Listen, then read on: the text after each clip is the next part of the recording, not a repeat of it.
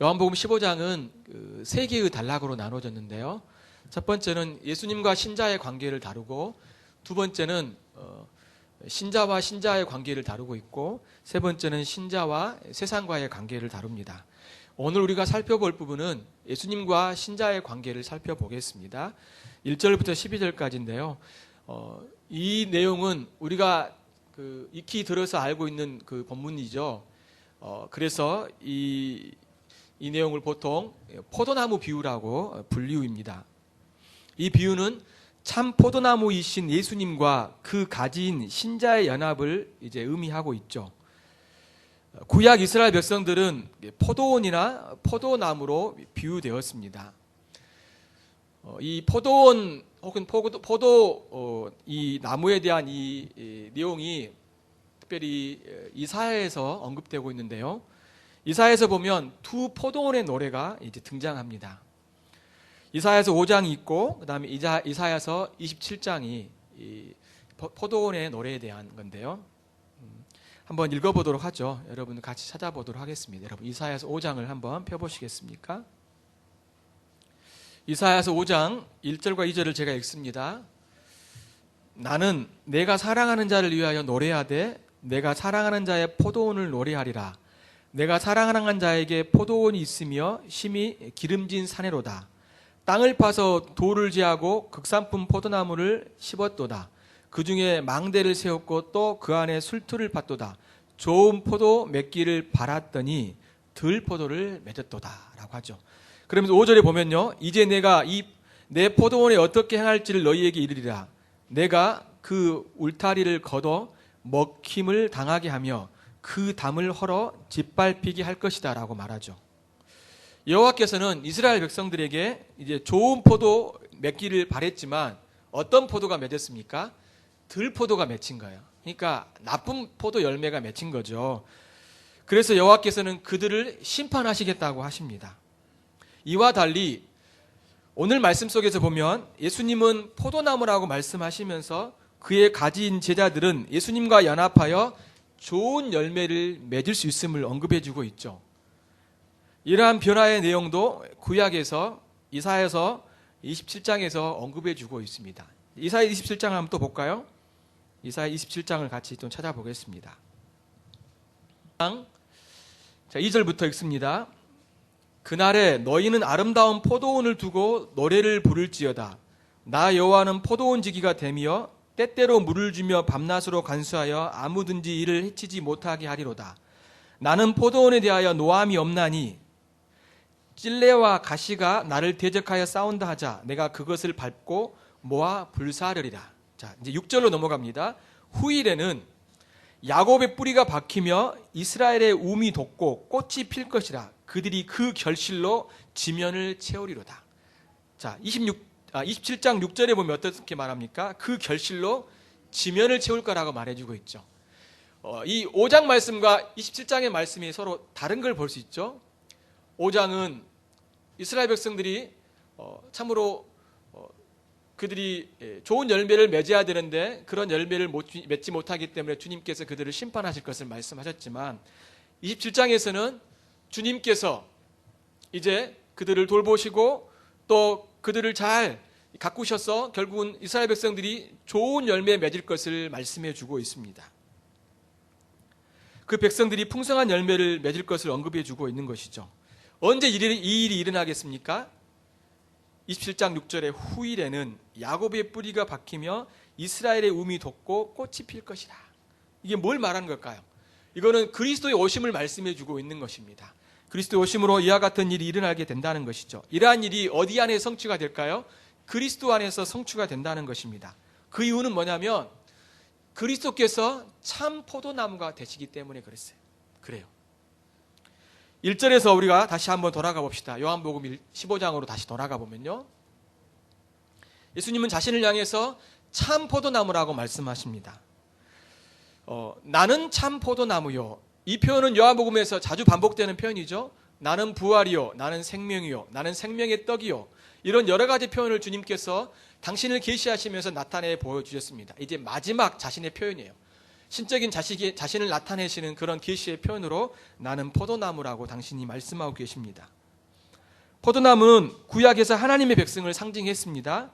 그런데 여기서는요, 예수님은 자신을 향하여서 포도나무로 계시해 주고 있어요.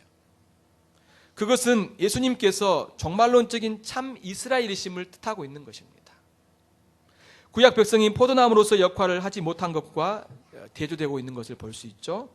하지만 그리스도 안에 있는 그의 백성은 그 포도나무 안에 있는 그 가지는 풍성한 열매를 맺을 것을 말씀해 줍니다.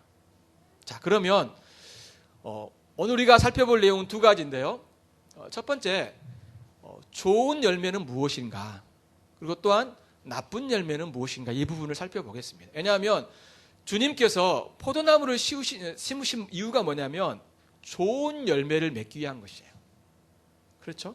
그 가지에 좋은 열매가 맺기를 원하셨기 때문에 바로 주님께서 이 말씀을 하고 계시는 것입니다. 두 번째는 부분은 뭐냐면 그러면 좋은 열매를 맺기 위해서 우리가 어떻게 해야 되는지 이 두 부분을 살펴보도록 하겠습니다. 자, 좋은 열매와 나쁜 열매를 우리가 알기 위해서는요, 다시 우리는 이사야서 5장을 살펴봐야 됩니다. 다시 한번 여러분 그 본문을 돌아가 보도록 하겠습니다.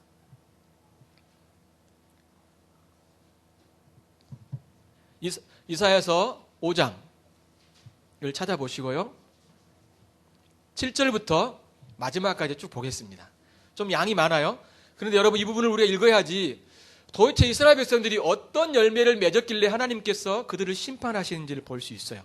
그러니까 그들이 맺은 이 들포도 나쁜 열매가 무엇인지를 알 때 또한 그렇다면 좋은 열매가 무엇인지를 또한 알 수 있는 거예요. 자, 이사야서 5장 7절에 보면 이렇게 말합니다.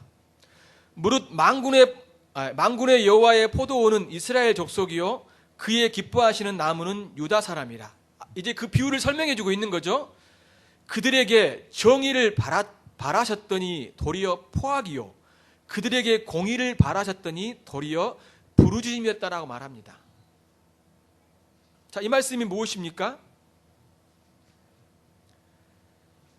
자, 주님께서는 참으로 그들에게 바라셨던 것이 있죠. 정의, 공의를 바라했지만 오히려 그들은 압제하고 사람을 죽이고 또 그로 인하여 많은 울부짖음의 열매를 맺게 하셨다라고 말씀해 주고 있습니다. 그 부르짖음의 열매를 맺게 했다라고 볼 수 있죠. 그들의 죄악들을 주님이 분명히 말씀해 주고 있죠. 자, 이제 8절부터 30절까지를 쭉 볼 텐데요.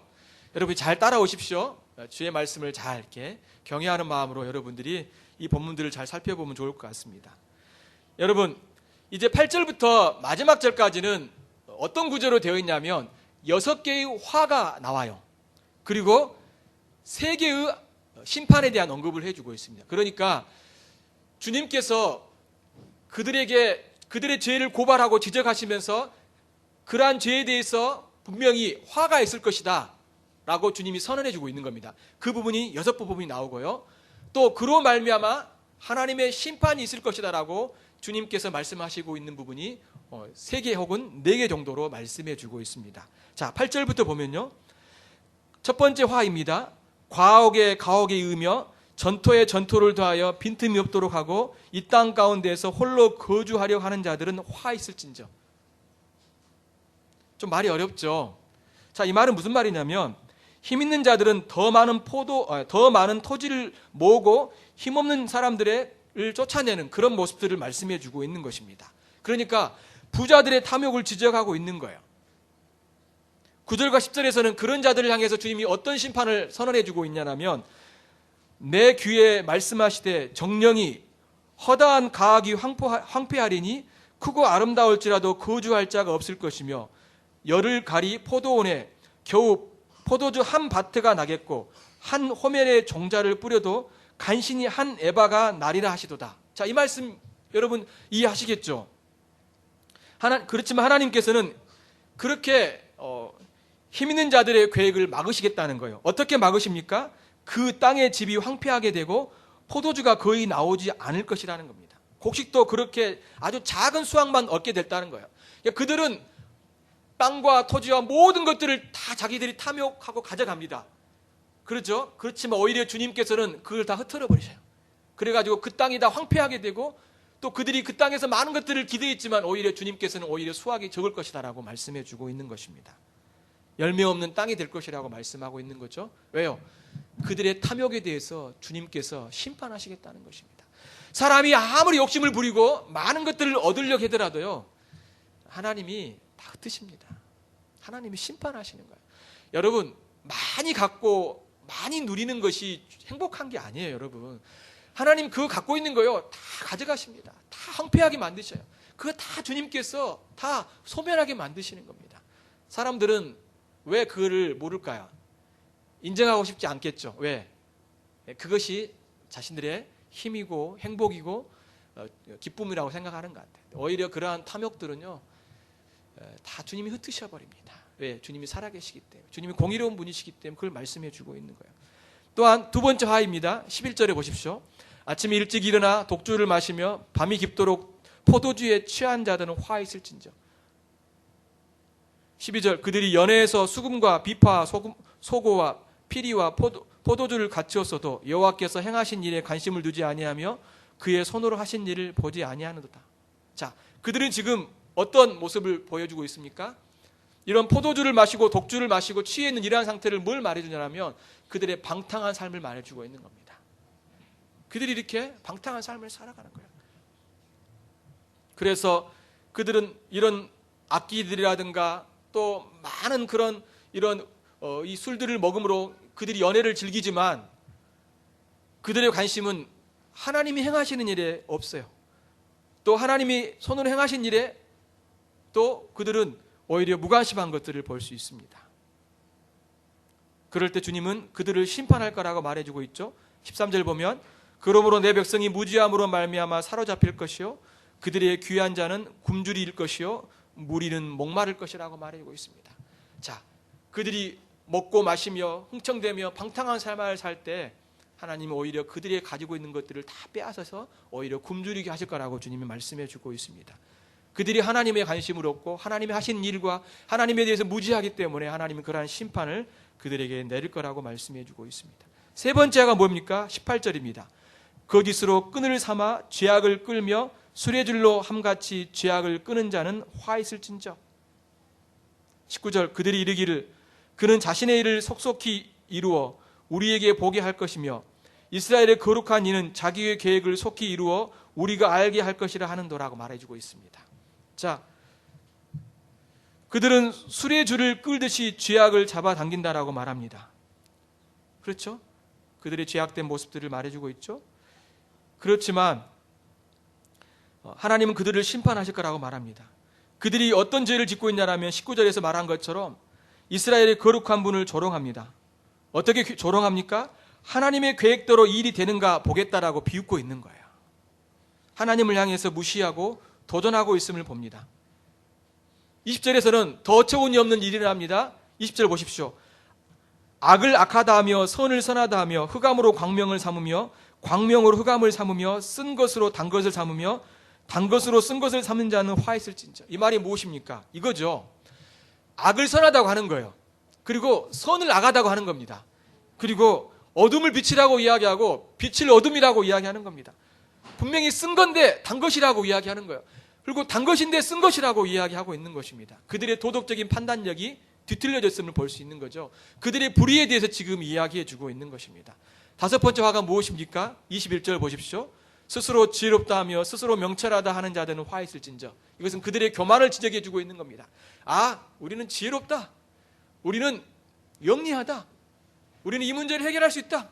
우리는 똑똑하다. 우리는 괜찮은 사람이다라고 자기 자신을 스스로 생각하는 거죠. 그런 자들을 향해서 주님은 심판이 있을 거라고 선언해 주고 있습니다. 마지막 여섯 번째 화가 무엇입니까? 22절. 포도주를 마시기에 영감하며 독주를 잘 빚는 자들은 화 있을진저. 그러면서 23절에서 그들은 뇌물로 말미암아 악인을 의롭다 하고 의인에게서 그 공의를 빼앗는도다라고 말해주고 있습니다. 이것은 그들의 심판이 잘못된 심판인 것을 말씀해주고 있어요. 재판관의 잘못된 판결인 것을 말씀해주고 있죠.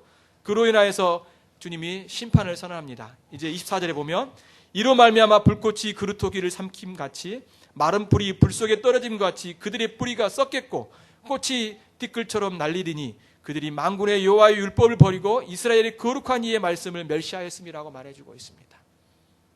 하나님이 심판하시겠다는 겁니다. 그들을 소멸하겠다라고 말씀해주고 있습니다. 궁극적으로 그들이 어떤 죄를 지었습니까? 24절 후반부에 그들이 만군의 여호와의 율법을 버리고 이스라엘의 거룩한 이의 말씀을 멸시하였다라고 말씀해주고 있죠. 자, 한번 정리해 봅시다. 6가지 화, 그리고 그에 대한 심판에 대해서 살폈습니다. 그들이 어떤 죄를 지었습니까? 방탕, 탐욕, 하나님을 향해 도전하고 도덕적인 판단력이 삐뚤어지고 교만하고 잘못된 그런 재판들을 그들이 했습니다.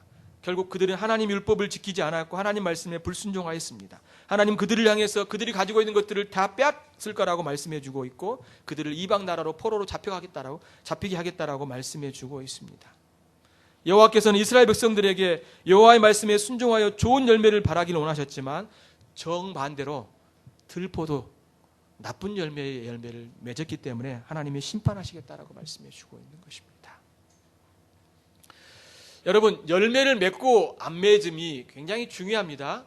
이것은 내 신앙생활에 열매를 조금 맺고 작은 맺고 좀 적게 맺어도 되겠지, 아니면 좀 이렇게 부족해도 되겠지, 그런 차원이 아니라 내가 열매를 맺느냐 안 맺느냐에 따라서 그에 따라서 전혀 다른 결과가 나오는 것을 볼 수 있습니다. 오히려 하나님의 징계와 심판이 있는 것을 볼 수 있어요. 그러므로 반드시 성도들은 열매를 맺는 삶을 살아야 됩니다. 열매가 없다는 걸 뭘 이야기할까요? 그 사람의 모습을 보여주고 있는 거예요. 열매를 통해서 그 사람이 진정으로 믿고 있는지, 하나님을 따르고 있는지, 하나님을 의지하고 있는지, 그가 신앙인인지, 하나님의 약속을 붙들고 있는지, 그가 믿음 안에 거하고 있는지를 분명하게 볼 수 있기 때문에 열매를 통해서 아는 것입니다. 사람들은 열매에 대해서 별로 생각하지 않은 것 같아요. 자신이 스스로 그런 확신을 갖죠. 나는 믿습니다. 난 이렇게 하지 않습니까? 교회도 나오고 이것도 하고 저것도 하고 내가 종교적인 행위를 하지 않습니다라고 말하지 모르지만 여러분, 그것이 중요한 게 아니라 열매. 이 포도나무의 비유에서도 중요하게 말한 것은 열매를 맺기 위해서 주님께서 이 말씀을 하고 있는 거예요. 자, 그러면 좋은 열매는 무엇일까요? 이 반대겠죠. 그렇죠? 신약에서는 열매에 대한 이야기를 여러 번 합니다. 여러분이 잘 알고 있는 것처럼 성령의 열매가 무엇인지 우리가 알 수 있죠. 또한 어떤 열매가 있습니까? 빛의 열매. 그렇죠? 빛의 열매도 있습니다. 모든 착함과 의로움과 진실함. 성령의 열매는 우리가 알듯이 사랑과 희락과, 그렇죠? 쭉 나오죠. 그리고 또한 모든 선한 일에 합당한 열매를 맺는 것, 또 의와 평강의 열매, 이런 열매들을 성경에서는 언급해 주고 있음을 우리가 보죠. 결국은 좋은 열매란 건 뭘까요? 그것은 말씀에 따라 사람들에게 선을 행하는 거예요. 또한 하나님의 목적에 따라, 하나님의 말씀에 따라 주님을 섬기면서 삶을 살아가는 것입니다. 나쁜 열매는 그와 반대예요. 그의 말씀을 거역하고 사람들에게 해를 끼치고 하나님의 일을 거역하고 자신의 뜻대로 살아가는 삶의 모습이 나쁜 열매라는 것이죠. 그러면 좋은 열매를 맺기 위해서는 어떻게 해야 될까요? 본문은 우리에게 3가지 정도로 가르쳐주고 있습니다. 4절 보십시오. 내 안에 거하라. 나도 너희 안에 거하리라. 가지가 포도나무에 붙어있지 아니하면 스스로 열매를 맺을 수 없음 같이 너희도 내 안에 있지 아니하면 그리하리라고 말씀해 주고 있습니다.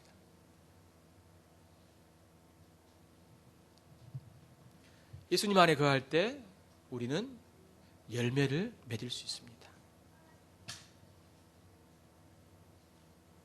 우리가 그 안에 거하지 않으면 열매를 맺을 수 없습니다. 그러면서 5절에 보면 나는 포도나무요 너희는 가지라. 그가 내 안에 내가 그 안에 거하면 사람이 열매를 많이 맺나니 나를 떠나서는 너희가 아무것도 할 수 없습니다. 나를 떠나서는 너희가 아무것도 할 수 없다는 말은 열매를 맺을 수 없다는 그런 말이에요. 여러분, 예수님을 떠나서 우리가 아무것도 할 수 없습니까? 아니죠. 믿지 않는 자들도요 다 할 수 있어요. 그렇죠? 할 수 있어요. 예수님을 떠나서. 본문은 그런 의미가 아니라 열매를 맺을 수 없다는 거예요. 열매. 예수님 안에 있을 때만이 열매를 많이 맺을 수 있다는 겁니다. 6절에서는요. 사람이 내 안에 거하지 아니하면 가지처럼 밖에 버려져 마르지 아니하나니 사람이 그것을 모아다가 불에 던져 사르리라고 말씀해 주고 있습니다. 열매를 맺지 못하면 오히려 그 가지는 버려질 거라고 말씀을 하고 있는 것이죠. 비참한 결과가 있을 거라고 언급해 주고 있는 것입니다. 열매를 맺지 못한 포도나무 가지는 땔감으로 쓸 수밖에 없다는 겁니다. 하나님의 심판이 있을 거라고 말씀해 주고 있는 것입니다. 내 안에 거한다는 것, 뭘 이야기할까요? 주님을 내가 온전히 신뢰하는 걸 이야기해 주고 있습니다. 주님을 믿는 거예요. 그분을 온전히 붙드는 겁니다. 인격적으로 그 주님을 나의 주님으로 믿고 내가 그분을 온전히 의지하는 걸 말해주고 있는 것입니다. 그분 안에 거한다는 것은 그걸 이야기해 주고 있어요. 그럴 때 열매를 맺을 수 있다는 겁니다. 열매를 맺을 수 있다는 것입니다. 두 번째는 뭐냐면, 또한 7절에 보면 너희가 내 안에 거하고 내 말이 너희 안에 거하면 무엇이든지 원하는 대로 구하라 그리하면 이루리라. 여기서 좀 더 확장해서 이야기해 주고 있죠. 내 말이 너희 안에 거하면이라고 말씀해 주고 있습니다. 여러분, 우리가 주님 안에 거한다는 건 뭘 이야기할까요? 주님을 신뢰한다는 건 뭘 이야기할까요? 그것은 주님의 말씀을 우리가 따르고 순종하는 것을 이야기해 주고 있습니다. 앞서도 이야기한 것처럼 그리스도를 믿는 자들은 그리스도께서 원하시는 것을 합니다. 그렇죠? 그것을 하지 않을 때 마음이 괴로운 거예요. 그게 신자의 모습인 거예요. 하나님의 뜻을 분명히 알고도 그렇게 하지 않으려고 하고, 또 주님이 원하시는 것을 알고도 그렇게 하지 않으려고 하는 그런 모습들은 신자의 모습이라고 말할 수 없는 거예요. 신자는 주님이 원하는 것들을 하고 싶어하고 하지 못할 때 안타까워 여기고 할 때 기뻐하는 그런 모습들이 있는 것입니다. 이게 신자의 모습인 것이죠. 그가 주님 안에 거하고 있다는 것은 무엇을 통해 알 수 있을까요? 앞서 이야기한 것처럼 그것은 말씀의 순종함을 통해서 알 수 있는 거예요. 많은 사람들이 스스로 나는 교회를 다니고 예수님을 믿습니다라고 이야기를 합니다. 그런데 그들의 삶의 열매는요, 좋은 열매가 아니에요. 거짓과 탐욕과 음란함과 또한 교만과 자기주장과 또한 참으로 많은 그런 나쁜 열매의 모습들을 보이는 것들을 볼 수 있죠. 그것은 주님 안에 거하고 또 그가 참으로 주님을 믿고 있는 신자라고 말할 수 없습니다.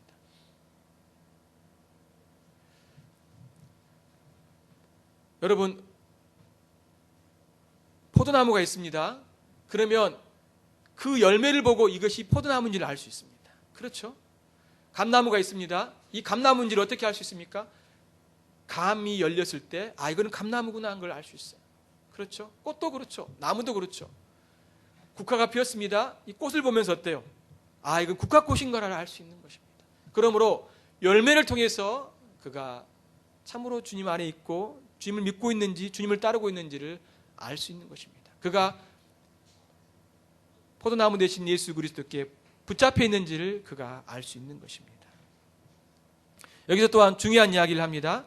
내 말이 너희 안에 거하면 무엇인지 원하는 대로 구하라 그리하면 이루리라고 말씀해 주고 있습니다. 기도에 대한 이야기를 다시 한번 하고 있죠. 근데 그 안에 조건이 있어요. 무엇입니까?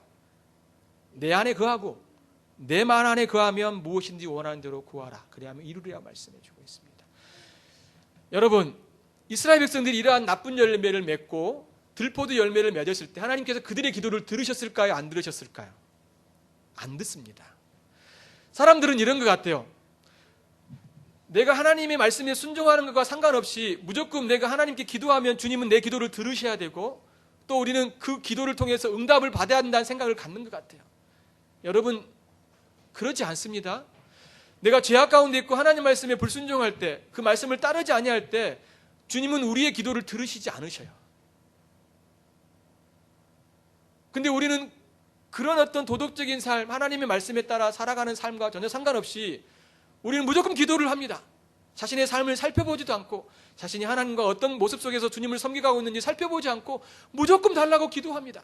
그래서 들으셔야 한다고 생각하고 듣지 않을 때 때로는 실망하고 좌절하죠. 하나님 살아계시지 않는가 봐도 보죠. 여러분, 그렇지 않아요. 기도하기 전에 여러분의 동기와 여러분의 삶의 모습을 돌아보셔야 됩니다.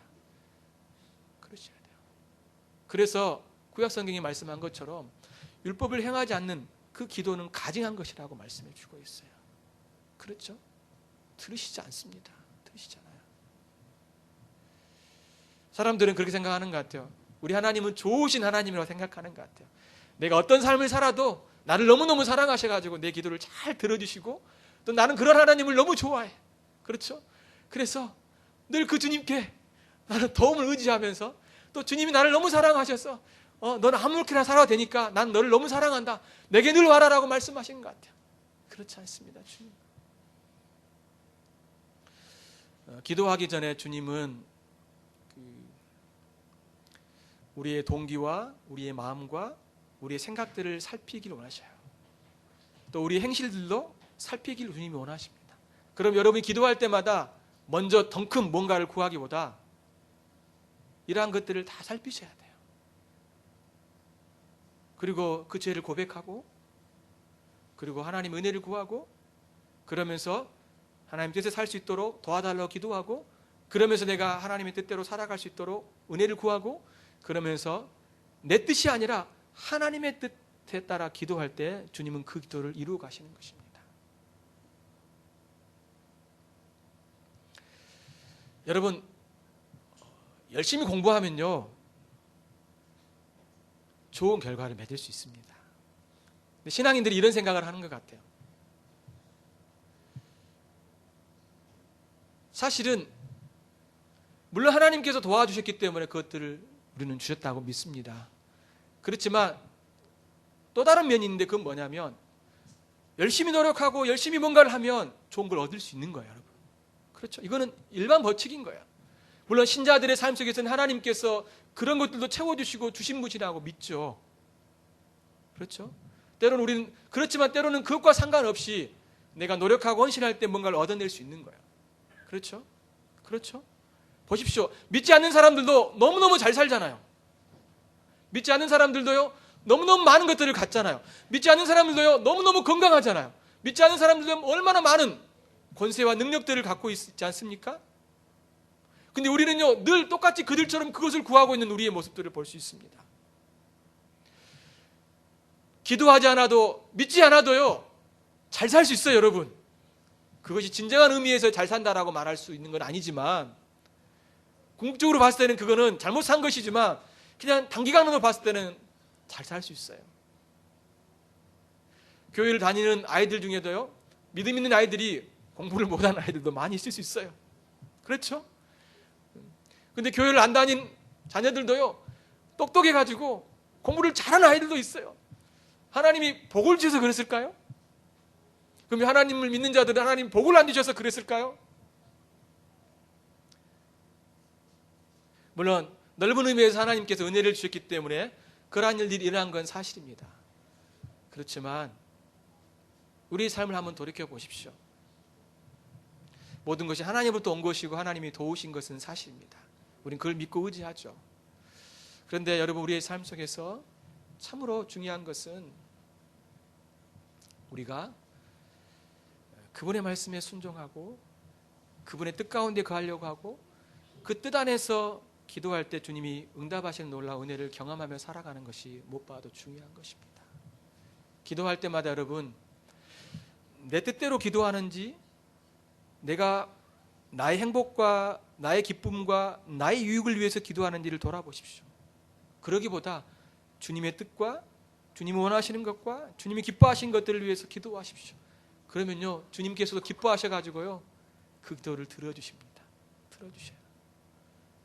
우리가 원하고 우리가 바라지 않는, 우리가 참으로 어떻습니까? 때로는 열심히 노력하고 헌신하면 많은 것들을 얻어낼 수 있어요. 우리는 착각할 때가 있어요. 그래서 주님이 주셨나 보다라고 생각을 하죠. 그렇지만 어쩌면 우리의 탐욕과 우리의 어떤 나의 유익을 위해서 내가 열심히 뭔가를 위해서 구하고 헌신했을 때 그걸 내가 뭔가를 얻어낼 수 있는 것입니다. 그것을 통해서 하나님이 주셨다라고 착각하는 어리석은 모습들이 우리 안에 있을 수 있다는 것이죠. 그렇지 않습니다, 여러분. 그렇지 않아요.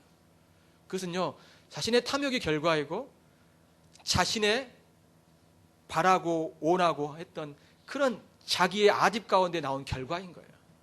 근데 사람들은 하나님이 주셨다고 자랑을 하죠. 근데 하나님은 아셔요. 아니요, 자기도 알아요. 근데요, 스스로요, 인정하고 싶지 않은 것 같아요. 인정하고 싶지 않은 것 같아요. 인정하고 싶지 않은 것 같아요. 이런 일이 있었죠. 이제 고등학교 3학년이 됐어요. 2학년 때까지는 열심히 교회를 다녔어요. 근데 3학년 되니까 엄마가 너 이제부터는 교회 나오지 말고 학교 가라. 공부 열심히 해라. 1년 동안. 그래서 하나님께 영광을 돌려라. 이야기를 하는 거예요. 교회 갈 때 학교 근처에 있는 가까운 교회 가라. 그래서 잠깐 예배 드리고 빨리 학교 가라. 이렇게 이야기한 거예요. 평소에 다녔던 교회. 좀 떨어져 있죠. 그렇지만 열심히 신앙했던 그 아이가 너무너무 고통스러워하고 힘들어하는 겁니다. 힘들어하는 거죠. 그 엄마의 마음속에는 뭐가 있을까요? 이 아이가 열심히 공부해서 좋은 학교에 가면 하나님께 영광을 돌릴 거로 생각하는 것 같아요. 그런 마음이 우리 안에 있죠? 그렇죠? 근데 그거보다 더 중요한 게 뭘까요? 하나님이 그걸 원하셨을까요? 우리는 어떤 뭔가를 이렇게 많이 갖고 높은 위치에 올라가고 건강하고 뭔가를 누리면 하나님이 복 주셨다고 생각하고 사람들이 그걸 자랑하고 그걸 통해서 하나님께 영광을 드러내려고 하는 것 같아요. 근데 예수님이 하나님께 영광을 드러냈을 때 어떻게 했습니까? 자신의 죽음으로 영광을 드러내셨어요. 그렇죠? 하나님의 뜻에 순종하심으로 당신의 영광을 드러내셨던 것을 볼 수 있습니다. 오히려 우리의 의지, 우리의 생각, 우리의 주장, 우리의 뜻, 우리의 계획을 내려놓고 하나님의 뜻에 따라가는 것이 그것이 진정으로 하나님의 영광을 돌리는 것이죠. 그때 부모님이 어떻게 했어야 될까요? 주일날도 교회에 나와 예배하고 또 가서 공부해라 라고 하면 그것이 더 때로는 좋은 학교에 더 높은 학교에 올라가지 못했을지라도 그 아이가 주님을 신뢰하고 의지하면서 주님을 섬겨가는 것이 가장 귀한 것입니다. 가장 귀한 것이에요. 이 땅에서 70년, 80년, 90년 살아서 여러분 많은 것들을 가질 수 있겠습니까? 아니에요. 다 누릴 수 있을 것 같아요. 아니요.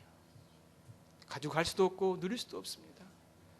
여러분 나이가 들어서 연세 드신 분들의 몸이 쇠약해진 것들을 보십시오. 여러분 요양을 한번 가보십시오. 그들이 침대에서 누워 계시면서 신음하는 것들이 얼마나 많습니까? 이게 우리의 모습인 거예요. 우리의 모습이에요. 우리의 연약한 모습인 거예요. 그들이 누리고 있을까요? 먹을 수 있을까요? 그 자랑할 수 있을까요? 아니요. 옛날 자신은 이러한 삶을 살았다라고 말할지 몰라도요. 우리가 이러한 연약한 자들인 것이에요. 이 땅에 살아가면서 가장 중요한 건 뭘까요? 주님을 신뢰하는 거예요. 주님을 의지하는 것이고 주의 말씀에 따라 순종하는 삶을 살아가는 거예요. 그로 인해 주님께서는 우리에게 열매 맺는 신앙을 맺게 해준다라고 약속해 주고 있는 것입니다. 사랑하는 성도 여러분, 여러분의 모습은 무엇입니까? 분명히 우리에게는 이러한 말씀의 순종과 우리의 기도는 반드시 연관이 있음을 말씀해 주고 있습니다. 그것을 통해서 열매를 많이 맺게 되면 하나님의 영광을 받으실 것이고 그로 인하여서 예수님의 제자가 될 거라는 말씀을 해주고 있습니다. 제자됨의 증거가 무엇입니까? 열매예요. 열매. 그분을 믿고 그분의 말씀에 순종함을 통해서 나타나는 그런 열매들을 말씀해 주고 있는 것입니다. 참된 신자의 증거인 것입니다. 마지막으로 이제 9절에 보십시오. 아버지께서 나를 사랑하신 것 같이 나도 너희를 사랑하였으니 나의 사랑 안에 거라고 말씀해 주고 있습니다. 좀 더 점점 확장해 가고 있죠. 나의 안에 거하라, 내 말 안에 거하라, 나의 사랑 안에 거하라고 말씀해 줍니다. 이 사랑 안에 거하라는 말이 무엇입니까? 10절에 내가 아버지의 계명을 지켜 그의 사랑 안에 거한 것 같이 너희도 내 계명을 지키면 내 사랑 안에 거하리라고 말씀해 주고 있습니다. 사랑 안에 거한다는 것은 주님을 사랑하는 것이죠. 그렇죠? 주님을 사랑하는 겁니다. 근데 그 주님을 사랑한다는 증거는 무엇일까요? 그의 계명을 지키는 것이에요. 예수님께서도 아버지를 사랑하셨기 때문에 그 아버지의 계명을 지켰어요. 그래서 그의 사랑 안에 거하는 모습을 우리에게 보여주셨죠. 그런 것처럼 너희들도 나를 사랑한다라면 바로 나의 계명을 지키고 순종함으로 나의 사랑을 나타나야 나의 사랑 안에 거할 것을 주님이 말씀해 주고 있는 것이죠. 마지막 11절에 내가 이것을 너희에게 이름은 내 기쁨이 너희 안에 있어 너희의 기쁨을 충만하게 하려 함이라고 말씀해 주고 있습니다. 이렇듯 우리가 주님 안에 거하고 그의 말씀 안에 거하고 그의 사랑 안에 거할 때 우리는 주님의 기쁨을 만끽할 수 있습니다. 주님 우리에게 그러한 기쁨을 주시겠다라고 약속해 주고 있죠. 여러분, 신앙생활은 소위 말하는 이런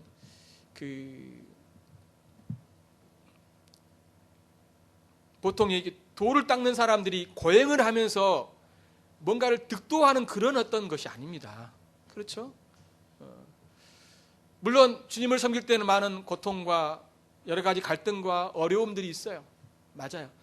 그렇지만 그 가운데서도 주님 우리에게 당신의 기쁨을 우리 가운데 주시겠다라고 약속해 주고 있어요. 주시겠다고 약속해 주고 있어요. 그 안에는 기쁨이 있는 거예요. 기쁨. 왜 우리에게 고통이 따라옵니까? 그 고통은 주님이 우리에게 주시는 것보다도 우리 안에 있는 죄, 우리 안에 있는 자기 주장, 우리 안에 있는 이러한 죄성, 우리 안에 있는 자기를 부인하지 아니하고 하는 이런 교만된 자기의 죄 안에 드는 모습들 때문에 오는 고통이죠. 그렇죠? 여러분, 주님을 따라가는 것은 결코 무거운 짐이 아닙니다. 그래서 요한일서 5장 3절에 보면 하나님을 사랑하는 것은 이것이니 우리가 그의 계명을 지키는 것이라 그의 계명들은 무거운 것이 아니라고 말씀해 주고 있습니다. 무거운 것이 아니에요. 이것과 연관해서 우리는 마태복음 11장 28절에 보면 수고하고 무거운 짐자들아 다 내게로 오라 내가 너희를 쉬게 하리라 나는 마음이 온유하고 겸손하니 나의 멍에를 메고 내게 배우라 그리하면 너희 마음이 쉼을 얻으리니 이는 내 멍에는 쉽고 내 짐은 가벼움이라고 말씀해 주고 있습니다. 여기서 멍에와 짐은 무엇입니까? 바리새인과 서기관들이 사람들에게 가르쳤던 율법주의자들의 그런 짐들을 이야기해 주고 있습니다. 그들이 가르쳤던 계명들. 그렇죠? 그렇지만 그리스도의 멍에, 그리스도의 짐은 가볍다라고 말씀해 주고 있습니다. 왜요? 이것은 주님이 짊어지시기 때문에 그래요. 주님 우리에게 가르쳐 주신 그 말씀, 계명은 결코 무거운 것이 아니라고 말씀해요. 오히려 쉽고 가벼울 것이라고 말씀해 주고 있습니다.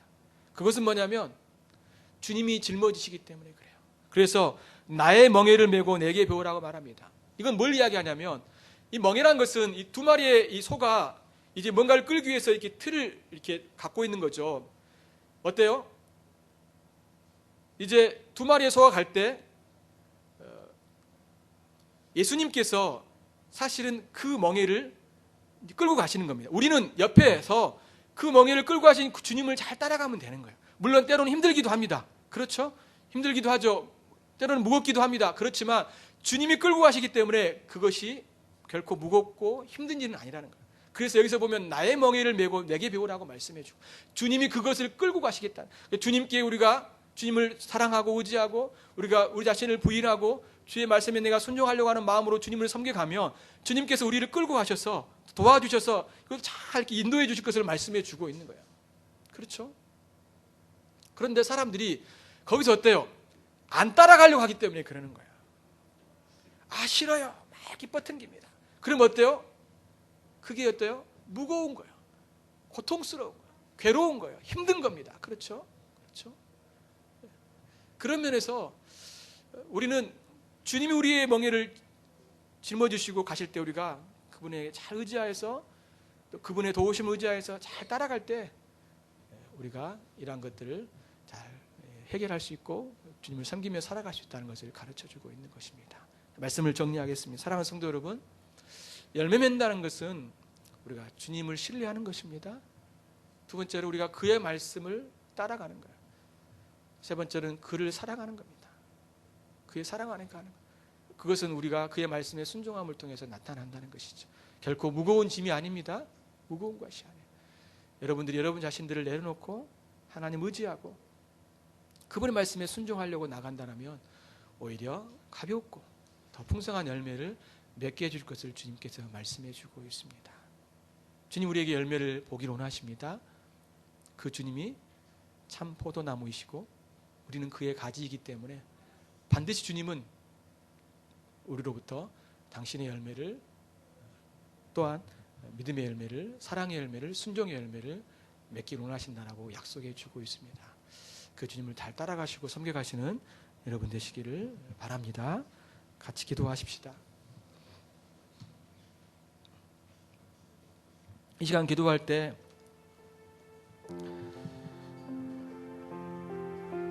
신앙생활은 무엇보다도 열매가 나타나야 됩니다. 그래서 우리가 주님 안에 있을 때, 주의 말씀에 순종할 때, 그분을 사랑하여 그의 말씀을 따를 때 주님 우리에게 열매를 맺게 해주겠다라고 약속해 주고 있습니다. 함께 기도하십시다. 이런 열매를 맺는 신앙보다도 우리는 그냥 나의 안위와 나의 평안함과 또 그냥 내가 다른 사람에 비해 문제없이 행복을 추구하며 살아가는 그런 모습으로 섬겨가고 있지 않는지 한번 돌아보면서요, 이 열매를 통해서 주님은 영광을 받으길 원하시고 또한 우리가 참된 신자의 증거임을 말씀해 줍니다.